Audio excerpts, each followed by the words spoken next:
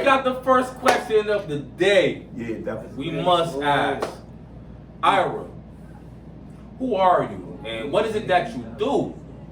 Well, I'm a Hebrew of the Most High. I'm a child of the Most High. My name is Ira Israel. That's my Hebrew name, my chosen name. My slave name is Gregory Smith. That's the name that I was given for this United States of Corporation, America. I am an entrepreneur. I started my own business in 2019, right around the pandemic time, which is Nappe Soul Inc. That's on all platforms. Nappe Soul, can you spell it out? Yeah, NAPPESOUL and then Inc. INC. You know me?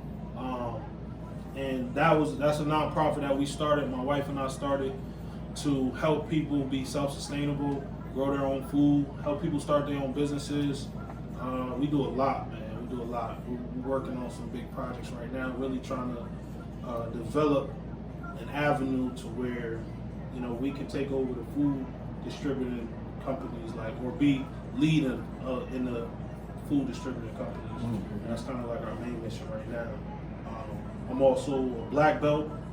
Yeah. I trained 3.5 years doing ninjutsu Tay at the Snake Pit Dojo, Master Hao Brothers, and that was intense, really intense. I seen the videos, man. It was fucking you up, bro. You was letting them go. Definitely gonna leave the links in the description, bro. Cause nigga, I want to see that shit. It's official. You know what I'm saying? It's not even like I even brought.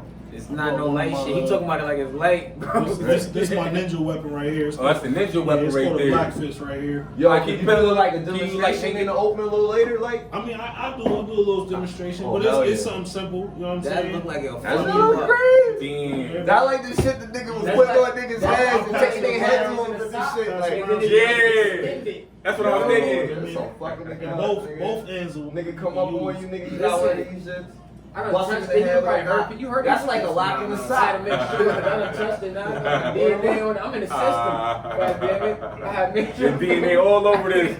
Yo, right. Knock somebody out. At the Snake Pit, once you get a black belt, you get a snake name. Mine's is Blood Python. But I don't go by that. That's thorough. I saw some Kill Bill type shit. That's like my snake name. That's like some Hitman shit. Yeah. I've always wanted to be a Hitman. It's definitely some intense stuff, but I always try to incorporate everything all together. So, that's part of survival too. Mm-hmm. You feel me? Like most times, my sensei used to say, my big cousin too, he would say, you can't bring your gun everywhere. You can't. You know what I'm saying? And if you close range, I've seen, gonna work. But I seen some people online just do quick with his. I'm talking about right off the head. Like, and he's shooting behind them. They be old and they've been working years. They put a lot of time in. Nobody worried about the old head. That's the crazy shit. Right. That's what you need to do. You need to worry about it, nigga. Like the illest person that shoot is Hitchcock. You ever heard about him? You ever heard about him? Nah. You ever heard about Hitchcock? They do what the fuck? Oh, he ain't talking about The Rock. I mean, talking about Will Smith. Bro, the old head, bro. That's what he said, right? Yo, send me some shit from that nigga. It's Hitchcock, nigga, or Hitchcock. However the fuck you pronounce that nigga name. But word of bro, that nigga don't miss nothing. Like he's an old head, he don't miss shit. Now his son taking over his YouTube. Yeah. Y'all look him up, they probably know what the Yo, fuck I'm gonna leave that shit down there. That's crazy. Race war, not no funny shit. Nah, I ain't promote no violence, but if it's ever a race war, we gotta take him out. I ain't even gonna hold you. Nah, you know what's crazy? Yeah. This is why. This is one of the reasons why I did train because. Matter of fact, I'm gonna tell you the real reason why I started training. Mm-hmm. I was planning to fight somebody, 2 people. I'm not gonna say the name. Mm-hmm. Oh, yo, we gonna get that out of you. We gonna get that out of you, bro. We need good content. We gonna get that out of him. Trust. Next episode, we gonna get that out of him. I won't say the names, right? I won't say the names, but I had got into it with somebody, and everybody think they can fight until you fight somebody that can really fight. Yo, I kid you not. When I started training, I'm like, oh shoot, like I was standing wrong. Most people they right-handed, right? Yeah, so they put their right foot forward. Yeah. That's how some people fight. Yeah, that's the worst. That's the wrong way to fight. Yeah. Your right leg's supposed to be back. Well, it's not even your balance. It's the fact that if you right-handed, your power comes from your right leg. So if your right leg is forward, you're not thrusting, you're not pivoting right. Feel me? So you're supposed to shift that leg back and switch. And most people don't know how to fight with their left. Feel me? So if you start to shift your pivot, you know, we always train. We was training. I haven't trained in a while. I ended up getting injured, but when we was training in the dojo, we was trained to fight a right-handed fighter because the large percentage of people are right-handed. You're not gonna find too many left-handed people where you know you get in a fight with. But when we did try to switch on and go from that left side, it was weird. It's like trying to write with your left hand. It's boring at first. You know what I'm saying? I still can't. Feel me? You probably gotta put some practice into it. But yeah, so training was intense. I used to train 6-7 days a week, 2 hours. I mean, blood, sweat, and tears, bro. Like that was a part of my life for the last 3.5 years. Then I wanted to touch on the topic where, you know, how I started working really. So I went through culinary school. I got into culinary school and I'm in there. I'm like, yo, well, we cooking food, but why don't we cook what we grow?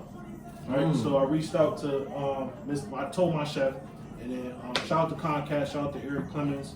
All right, say the names again so anybody can really hear it. Eric Clemens, he's the founder of Comcast, one of my biggest role models, inspirations.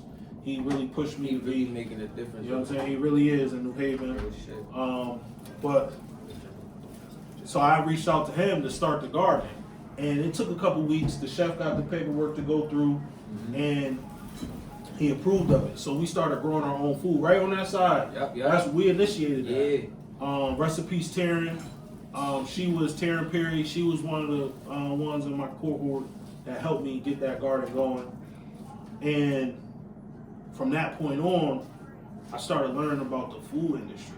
Like, my chef taught us a lot. I'm talking about, you know, he was like, before he started, he was 500 pounds. Like, he told us how he lost weight, cutting out high fructose corn syrup and walking every day.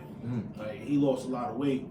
And in learning that, that's why he was, you know, pressing us to really make stuff from scratch, be our own product, don't have to buy into it. And I took it a step further. I'm like, shoot, I'm gonna make my own tomato sauce, grow my tomatoes. Yeah, I remember I saw you in I think it was Stop and Shop or ShopRite. You taught my mom how to make the barbecue sauce. Right, yeah, man. She was looking for like some type of barbecue sauce that she couldn't find. And it was ketchups, liquid smoke, brown sugar, onion powder, garlic powder. Right there, she was home and did it, bro. I was like, what the fuck? So I know y'all.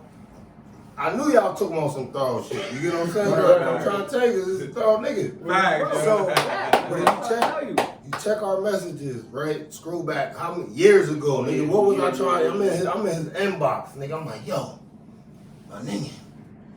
I mean, we can try to, get this shit. And, trying to teach like the business aspect of it. You get what I'm saying? But the type of dude he was not money hungry. He was like, yo, I gotta learn how to get my shit.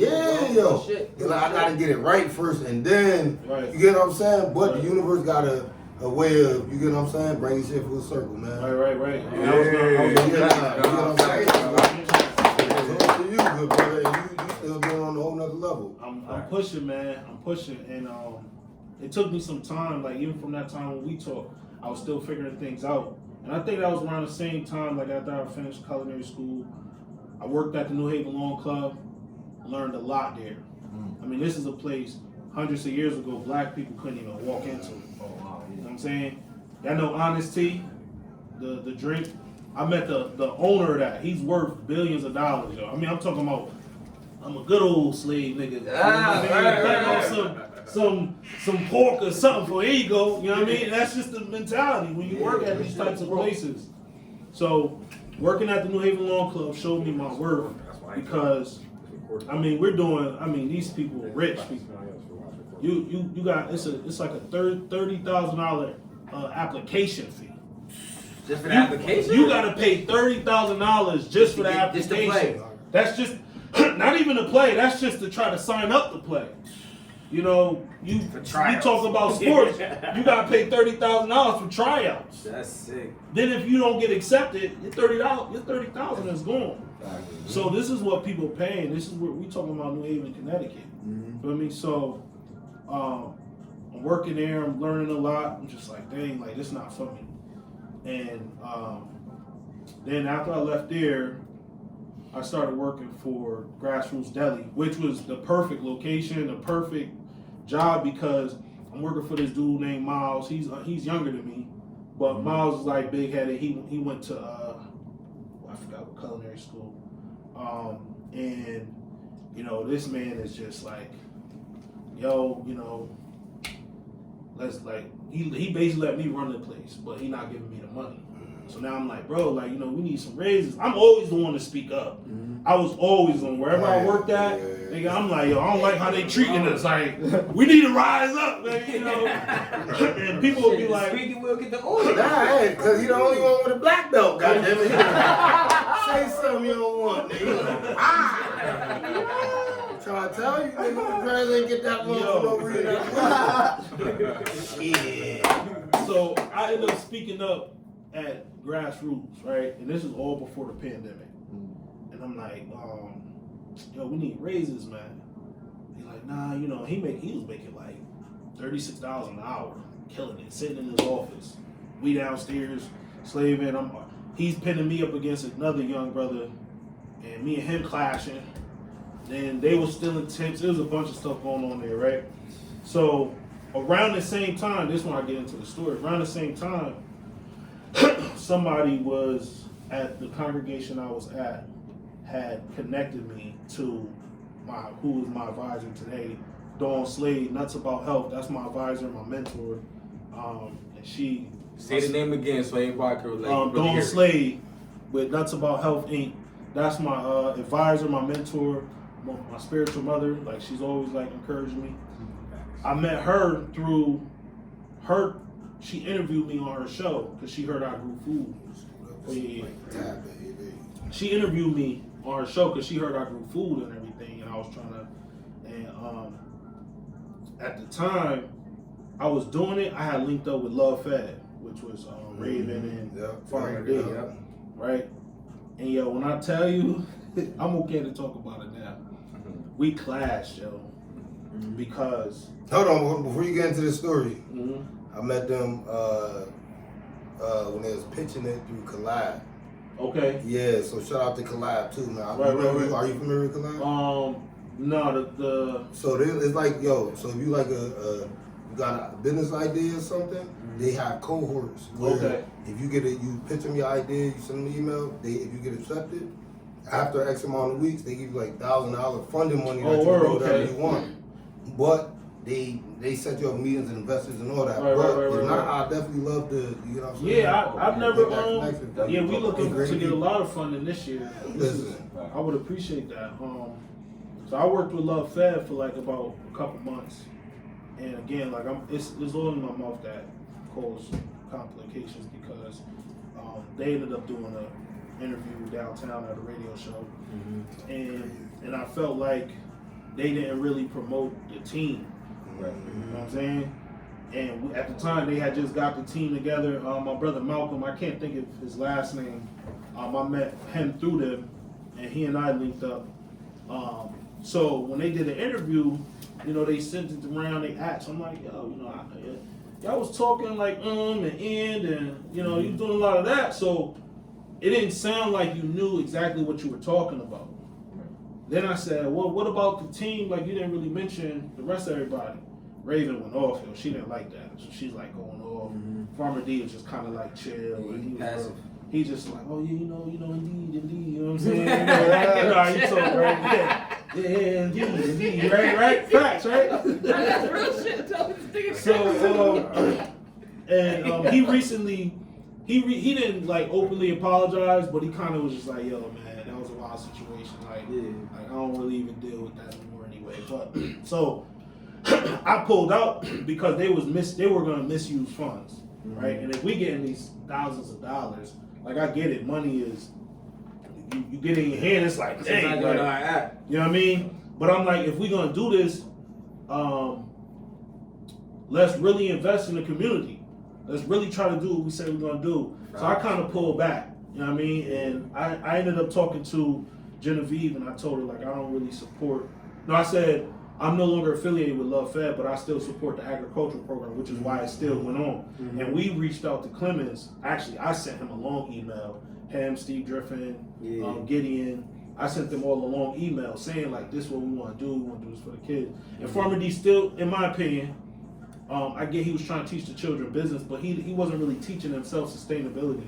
He was teaching them how to market the stuff that they grow, which was still good, but that's not what it's always about. You need you might not be able to sell everything, but you can still take it, use it, cook it, utilize it for what it's supposed to be for what you grow. So when I had met Miss Dawn, I referred her to them because I'm like, I'm not really active right now, but they are. Mm-hmm. And even though we weren't on good terms, I'm still, I support the work. She's like, no, I want to work with you. So I'm like, all right, cool. Yo, no lie, Miss Dawn's been pushing me for the last almost 3+ years, bro. Mm-hmm. And she donated $275 so I can get my 501c3. Mm-hmm. We ended up getting my name, and my name was supposed to be Nappy Roots. I